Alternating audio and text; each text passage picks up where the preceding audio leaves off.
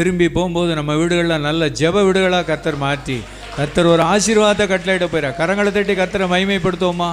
தோலினால் மூடணுமே, பரிசுத்தமாகணுமே,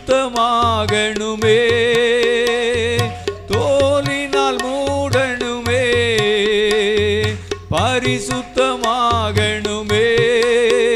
ஐயா அசைவாடும் அசைவாடும் ஆவியான தேவா, இங்கு அசைவாடும் அசைவாடும் ஆவியான தேவா. காலூந்தி நிற்கணுமே, கர்த்தரோடு நடக்கணுமே. நம்ம வீட்டில் இருக்கிற எல்லாரும் காலூந்தி நிற்கணுமே, கர்த்தரோடு நடக்கணுமே. ஐயா அசைவா